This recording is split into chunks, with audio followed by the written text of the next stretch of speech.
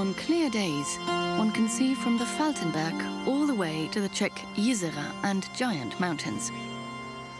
The highest elevation in the Saxon Lusatian highlands lies at the very beginning of the Upper Lusatian mountain trail.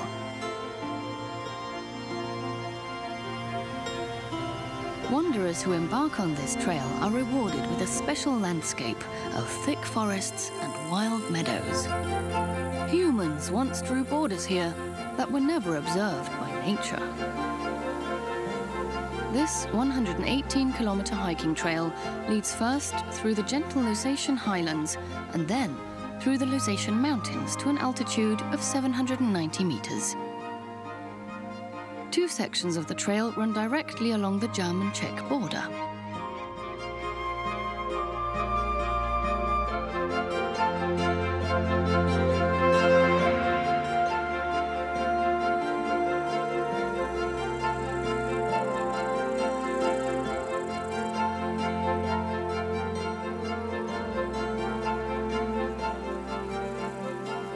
Butterfly researcher Stefan Brunzel is hunting butterflies on a mountain meadow near the German-Czech border.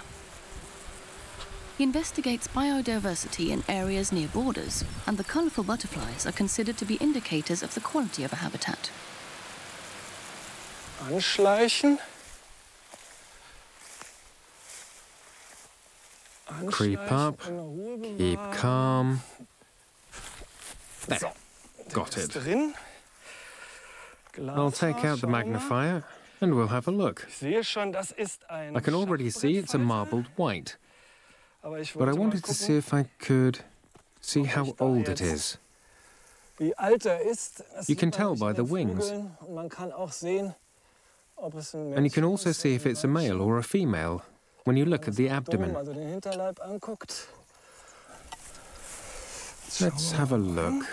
It's a marbled white, typical of colourful meadows that are low in nutrients. That is, that are used extensively and not fertilised. Looks like a female, yes. It probably wants to lay eggs here soon on some grass. I interrupted it while it was drinking nectar, but now I'll let it go again. The female marbled whites let their eggs fall to the ground individually, sometimes even in mid-flight. For this reason, beautiful natural meadows are key to their survival.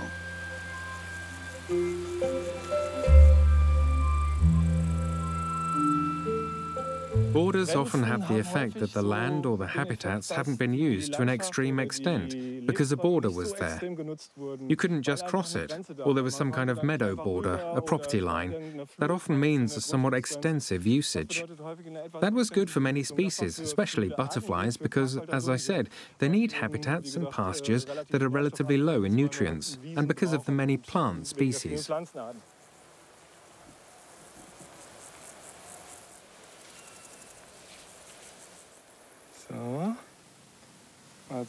Here's a male scarce copper, the prettiest and rarest we have here on the upland pastures.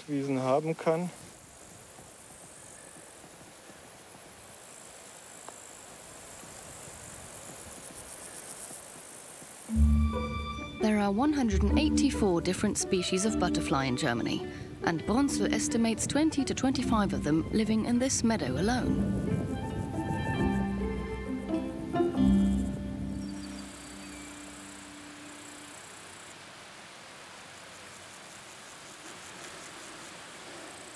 With a number of detours to the hinterland, the Upper Lusatian mountain trail runs through the border region between Saxony and Czechia, twice even directly on the border. The Šluknov hook region on Czech territory projects up into Upper Lusatia.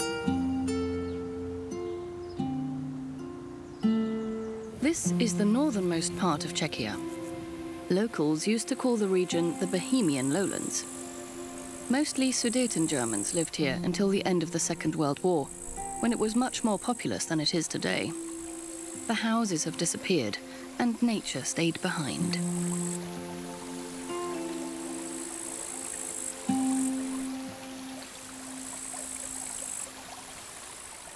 Beavers have taken over the architectural landscape, and they've done a good job of it.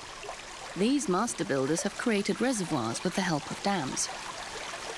When the water level sinks, they can prevent enemies from getting into their dens because the entrances are located below the surface of the water.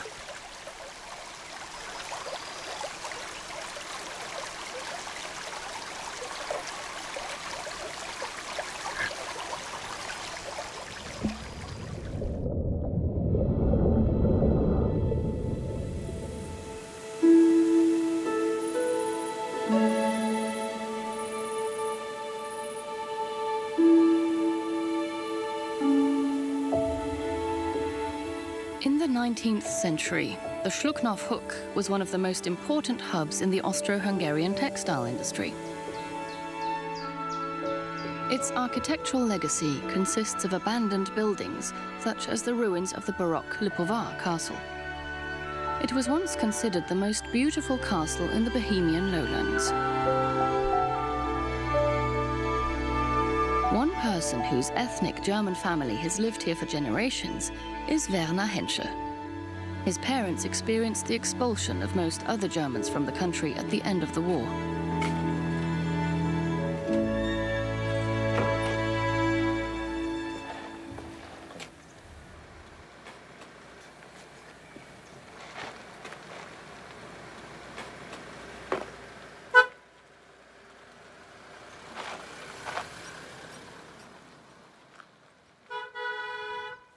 It must have been awful for the people.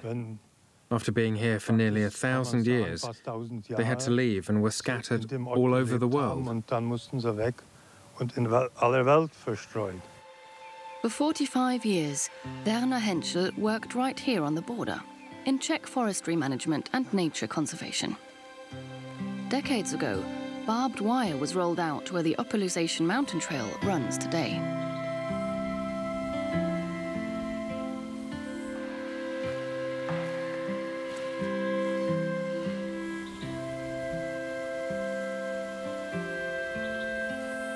Before the war, there were several hundred ethnic German families in Werner Henschel's birthplace of Lipová. Today, only 10 are left.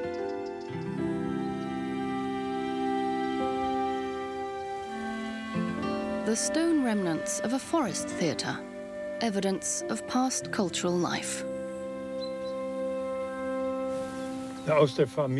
Only a few of our family remained here. We stood in front of the school, waiting to be expelled, all ready with crates. I was in my buggy, and some industry specialists were selected to stay. People like Werner Henschel's father, a technician in the textile factory, were tolerated. The family was permitted to stay. Today, just a few individuals are left. The old ones have died. And after the war, not many young people were born. Then, before 1968, many who were still here migrated to the west, because you could no longer progress in a big way. Everything in the Šluknov hook went downhill. Das ging bergab, der ganze Schluckenauer Zipfel.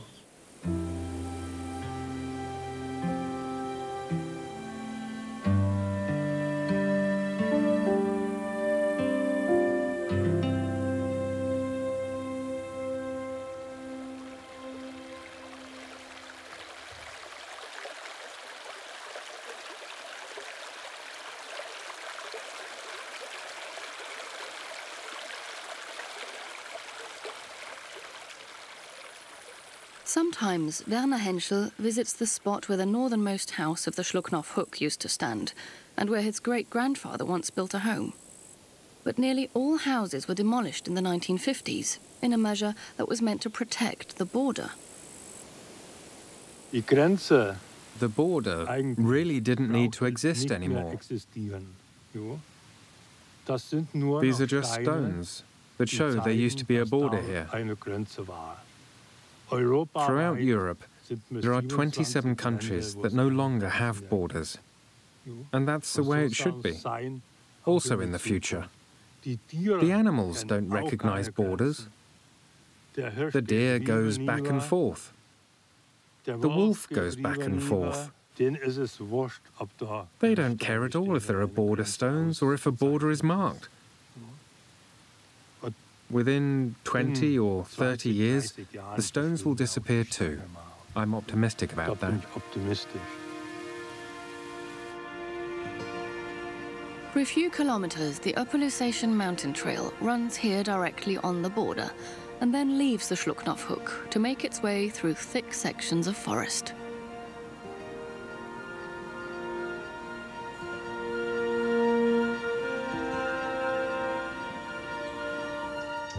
These forest dwellers were considered extinct in many parts of Europe a few decades ago. People managed to secure the eagle owl's survival by implementing strict conservation measures and rewilding. Their nesting areas are mostly well hidden in stone quarries. Only bird ringers from the National Park Administration know where this year's youngsters can be found. And every year it's uncertain whether their search for the coveted fledglings will be successful.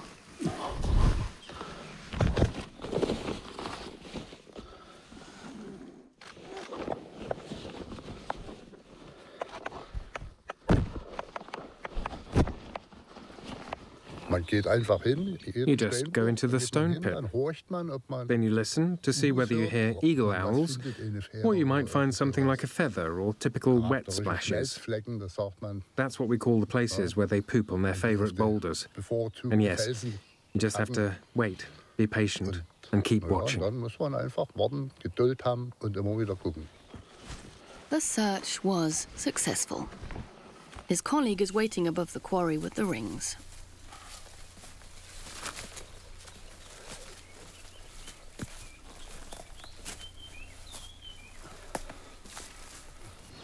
There are two, male and female. They're definitely a good 6 weeks.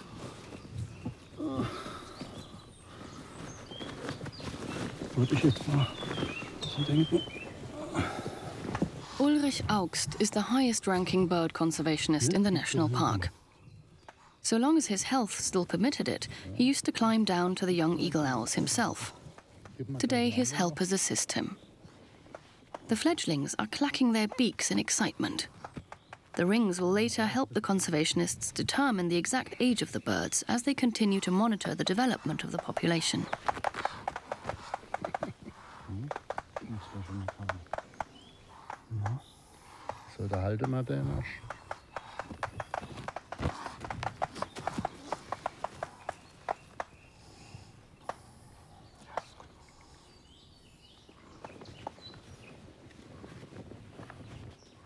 It started in 1984 with the first unsuccessful brood here in the Lusatian highlands, and then new places where they were found were gradually added.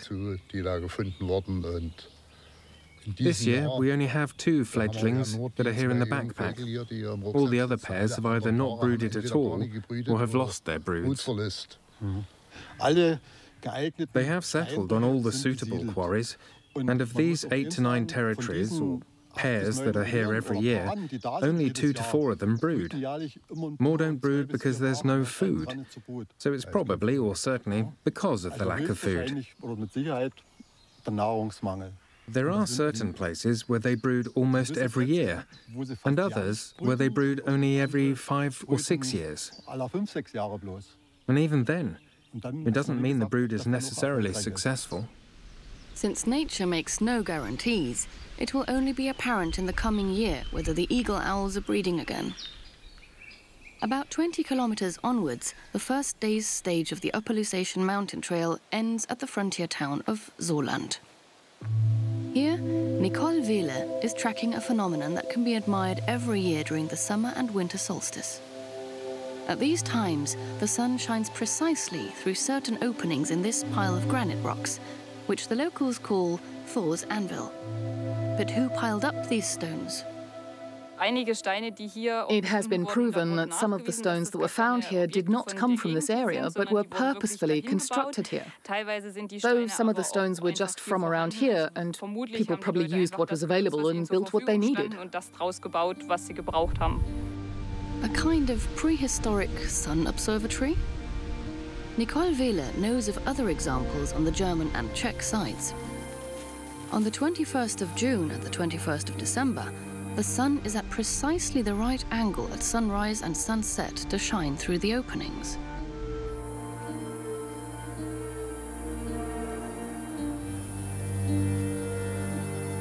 We suspect that the objects were used in the Stone Age. They might even be older than Stonehenge. This is all conjecture, but what we've researched up to now shows that it was a very long time ago. There is also global research, an international network that Austria is also part of. We've communicated with people in Dubai about it, and every year on the day of the summer solstice, we have this network surrounding prehistoric sun shrines. They recall a time long before Christianity came to the Lusatian highlands, when the people here still found their gods in nature.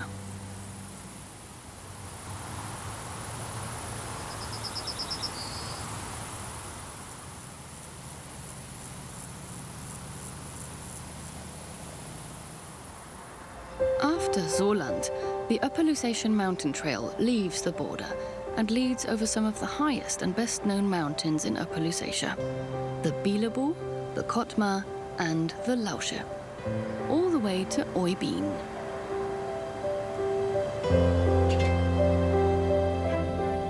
On the next stages through the Lusatian highlands, wide plains alternate with faraway ridges, occasional villages, and forested areas.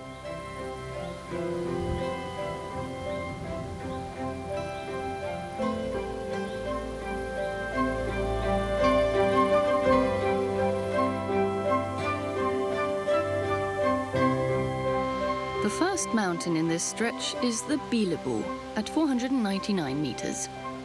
It gets its name from the Slavic folk of the Upper Lusatian Wends and means white or good god, as it was supposed to provide protection.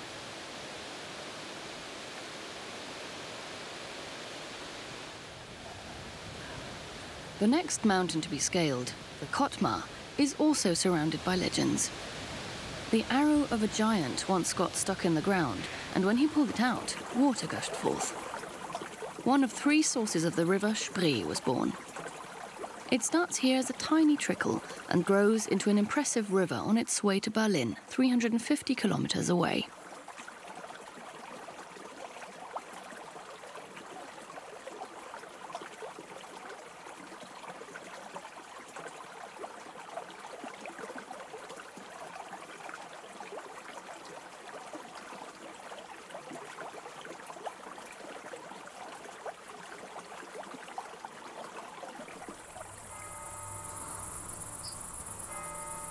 A detour from the trail leads through one of the prettiest little villages in the area, Oberkunnersdorf. Here you'll find 250 of the half-timbered houses that are typical for the region. They go back to the first settlers from Franconia about 600 years ago. They combined the Slavic log-building style with Franconian architecture to create their houses, which are exclusively found in the border triangle of Germany, Czechia, and Poland. Their characteristic feature is the block plank living area, which is surrounded by the actual half-timbered house, a wooden frame construction. The weight of the roof and the upper story are borne only by the wooden support frame.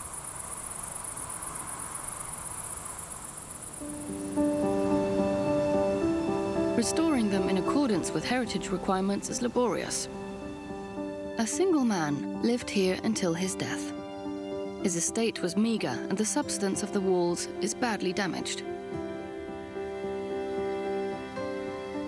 Yet everywhere along the Upper Lusatian mountain trail, there are people who are dedicated to maintaining such houses. There are approximately 19,000 of them today, from Upper Lusatia and Saxon Switzerland to Lower Silesia and northern Bohemia.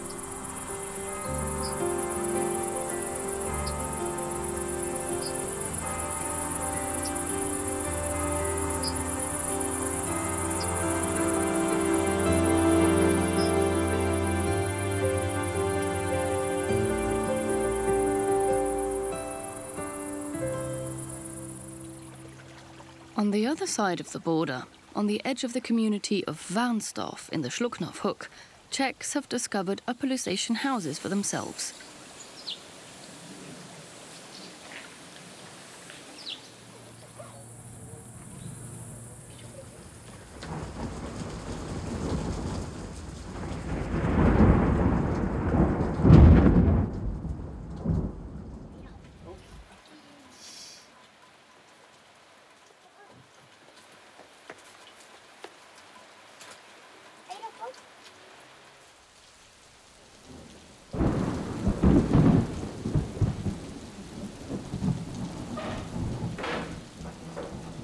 Stepanka, a teacher, and Andrei, an environmental officer, deliberately sought out such a house for themselves and their children.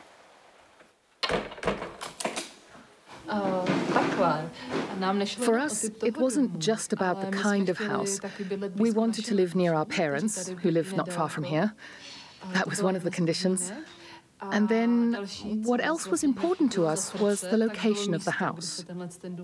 So an Upper Lusatian house was one criterion, but we had others as well. One of the most important was the location. And we also liked the basement. The Delohys family had already been preoccupied with the architectural features of Upper Lusatian houses for some time. But their new home confronted them with unexpected challenges. And then the problem was that there had been modifications to the house in various periods, like during the communist era. That meant all the pretty, valuable features were hidden under something, covered up, which made more work for us. First, we had to take off everything that wasn't original and then restore it to the old, original version.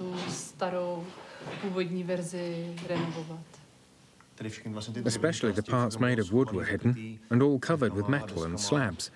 We had to open it all, remove it and renovate it. Now everything is finished, and the 6 members of the Delohy family are Upper Lusatian house pioneers in the Šluknov hook. The community of enthusiasts for these architectural treasures is also growing constantly in Czechia.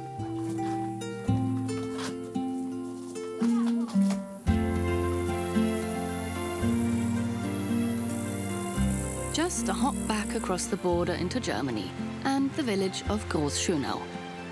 Here, the Upper Lusatian mountain trail leads along the banks of the Mandau.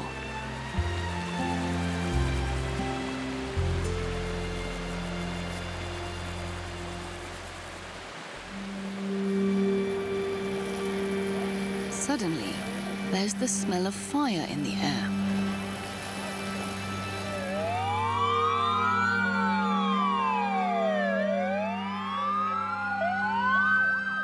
Volunteer firefighters from both countries move in.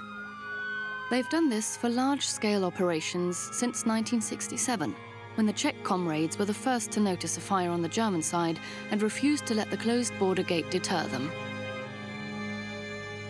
It's a wildfire here on the Finkenhügel. I'll pass along to the control center. It's right on the Czech border.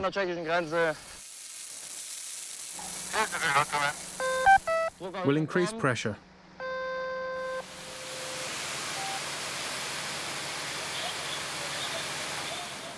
Since the 1967 fire, the 2 companies have worked closely together, and they still train together, like they're doing today. The fire is out. The responders are preparing to come back to the base. Come in. Good. They even signed an official cross-border firefighting contract. The agreement provided us with a framework. It gave everything an official touch, some insurance, and it included all the necessary conditions, though of course friendship doesn't require a contract.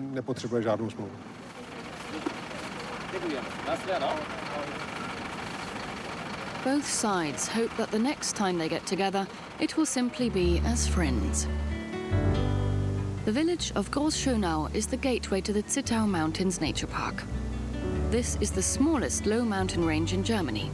Here, the Lausche, the Upper Lusatian mountain trail's highest mountain at 793 meters, rises up. Both the Upper Lusatian mountain trail and the national border run right through the plateau.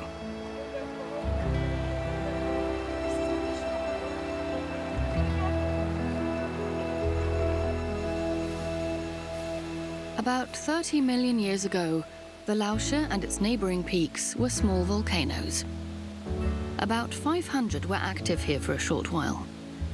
The Lausche is the remainder of two of them and part of the Lusatian volcano field.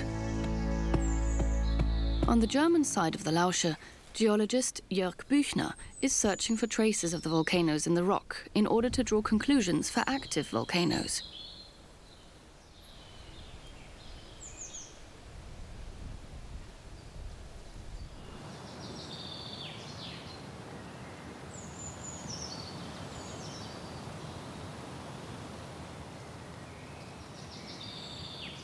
When we think of volcanoes, we always imagine a kind of cone that has a crater on top with lava billowing out. That's not the case here. Here, nature has worn down most of the volcano, so that we're really only seeing what's left of it. The conical mountains are the only remains of volcanoes. And we're standing here right in the middle of this old lava lake. The actual lava lake and the actual cone are above us, or were above us, and are no longer there, so we're standing in the middle of the volcano.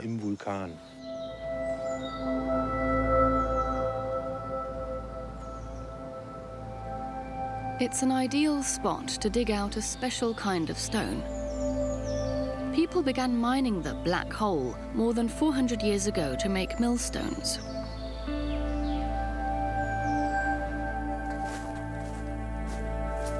Büchner is interested in the connections between geology, the landscape, and culture. In this human-made quarry, he can trace their interaction.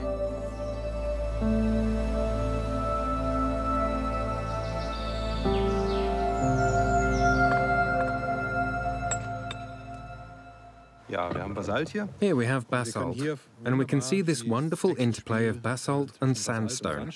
We have a basalt passage and sandstone all around it. And the magma's incredible heat cooked the sandstone so thoroughly here that it became completely hard and porous, and could be mined here to make millstones. So geology creates culture.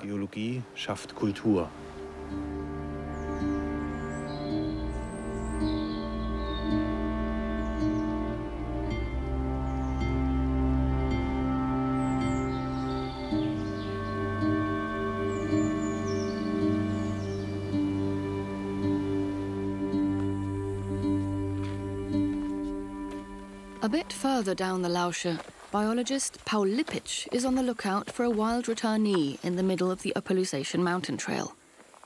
Not everybody is happy about its comeback. Hidden from hikers' eyes, he has installed his photo traps.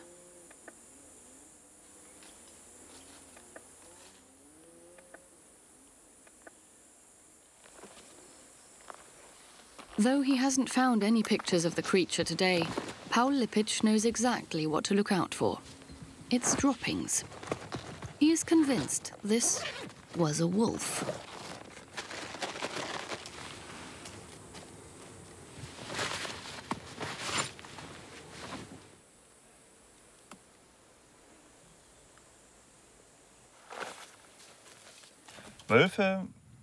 Wolves don't just leave feces behind to relieve themselves, they mark their territory with them.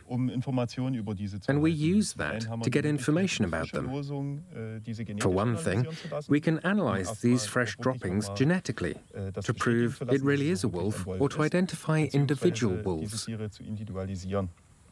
And the second thing I would use this dropping for is a diet analysis, to determine what it has eaten from what it has left behind.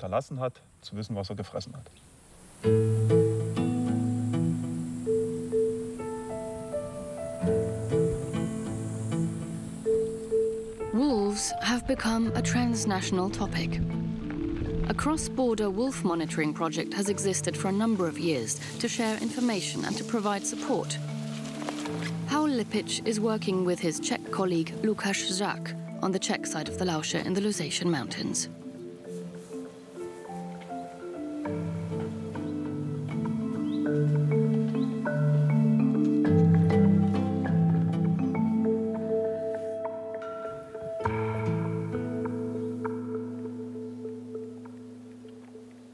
Here is the first one. So it was the middle of July. First pictures. Now we can count them. So I think 1, 2, 3, 4. 4 is clear. But there is another series. The lowland areas on the German side are being increasingly settled by wolves. On the Czech side of the Lusatian mountains, this development seems to be progressing more slowly. The assumption is that this is because less food is available. But one thing is certain, the wolves are here. Here. Major. Where are the others? Where are the others, exactly? In the time of our project, we found new territories, and yeah. I started to do monitoring in 2014, and it was only one territory was occupied. So it was in the Hochwald area. And now we have, in this region, we have 4 or 5 territories occupied by wolves. Not by packs, by wolves. So sometimes it's only pair, sometimes it's individual, sometimes it's pack. So it depends on situation. So they definitely spread. From the Lausche, the Upper Lusatian mountain trail continues through mixed alpine forests, in which the sandstone formed spectacular rock formations under the pressure of the volcanoes. The imposing Nuns Rock in Jonsdorf is one of them.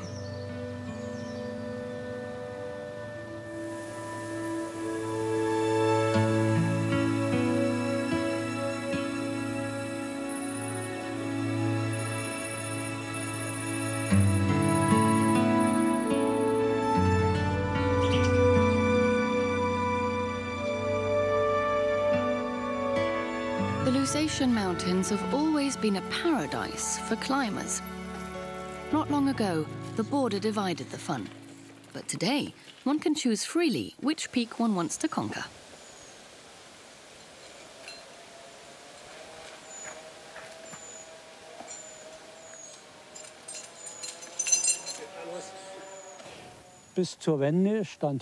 Until the fall of the wall, there was a fence here.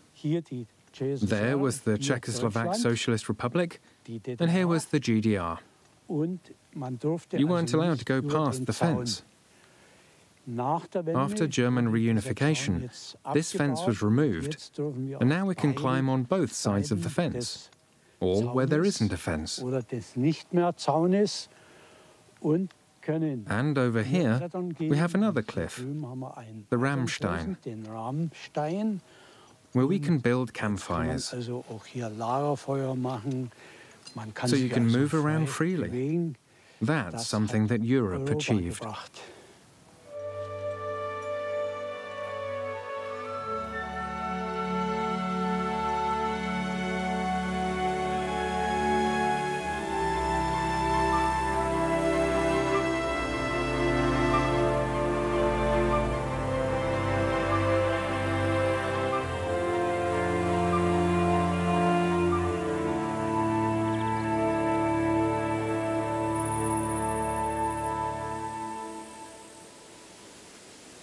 And once again, the Upper Lusatian mountain trail leads back towards the border.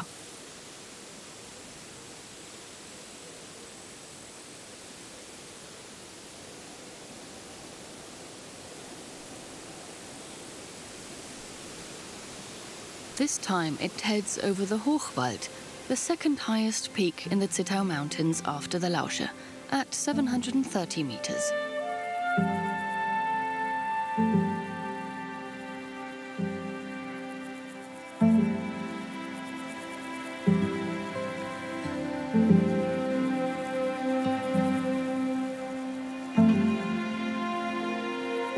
There were once 2 mountain inns here on the plateau, a Czech and a German restaurant.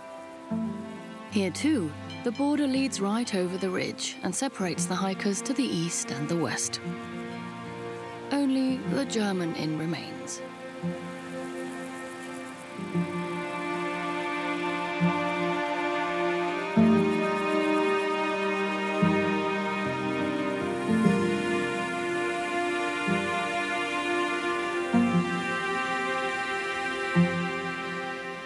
On what is probably the best-known sandstone massif in the Zittau mountains, the ruins of the castle and abbey at Oybin stand at 514 meters above sea level. Initially conceived as a simple fortification for the protection of two trade routes, the castle was expanded into a fortified complex in the early 14th century. The abbey was added later on.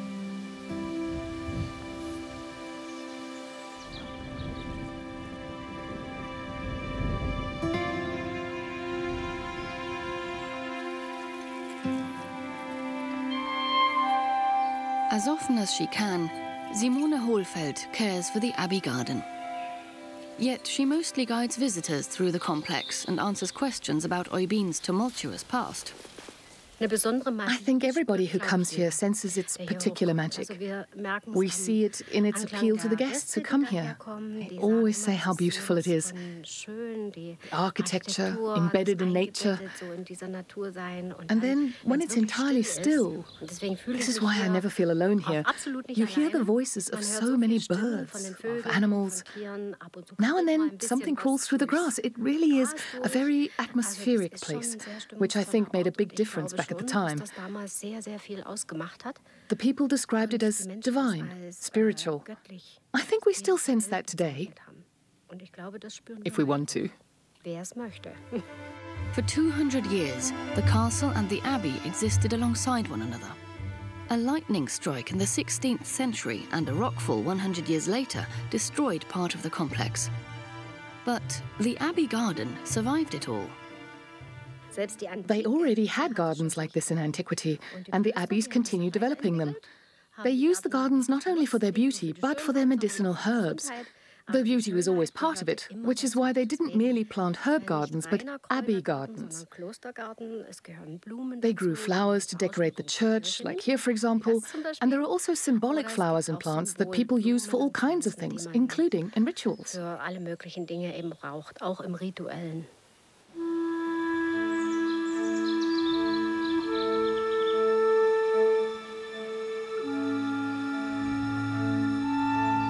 The unique calm, and particularly the rugged, difficult-to-access rocks of the Oybin, made it an ideal refuge. In 1998, the first Peregrine Falcon pair brooded here. Since then, they have nested here every year. Local authorities have even established an eerie protection zone and climbing restrictions during the breeding season. Employees of the national park are, of course, exempt.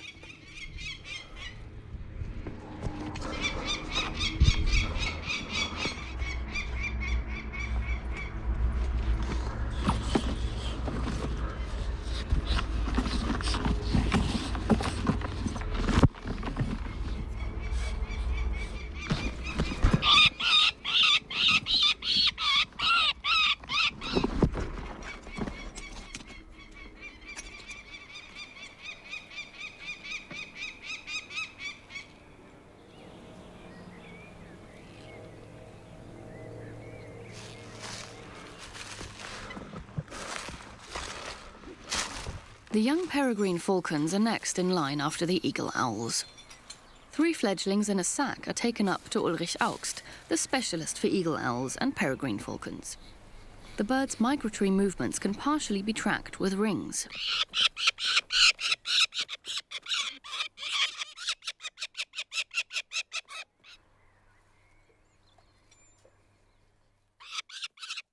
For instance, I've never found one from the Zittau Mountains return to the Zittau Mountains.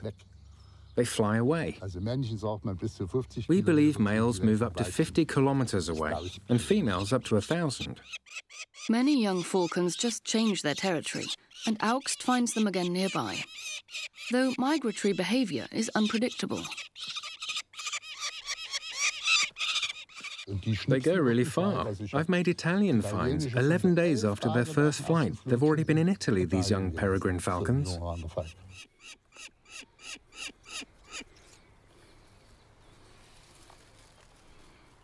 But until it's time to take off, the Oybin falcons must still spend 3 weeks in the Eyrie.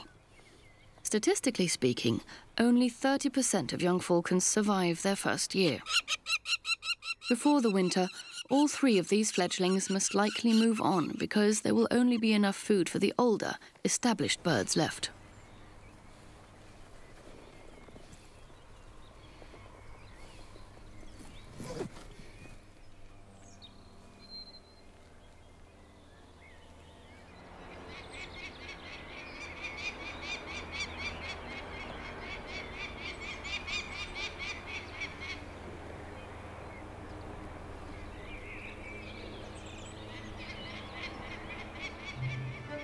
From the point where 3 countries meet in Oybin, the path on its last stretch leads alongside the Polish border to the destination, Zittau.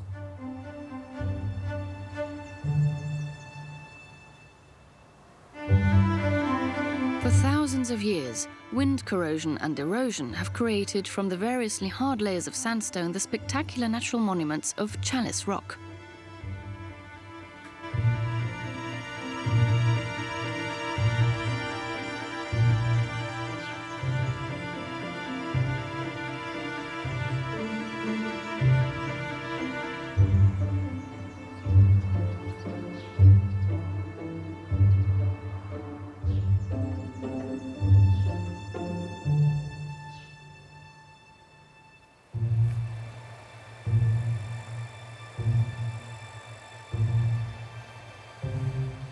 The Upper Lusatian mountain trail reaches the border one last time near Zittau, meeting the river Neiße.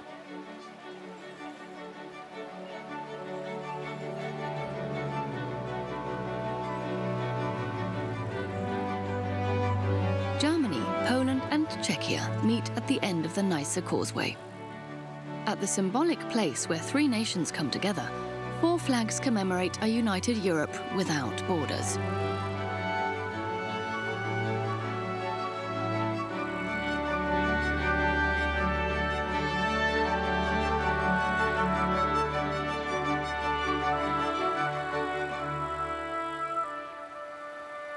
The city of Zittau is waiting in the distance on the last leg of the trail.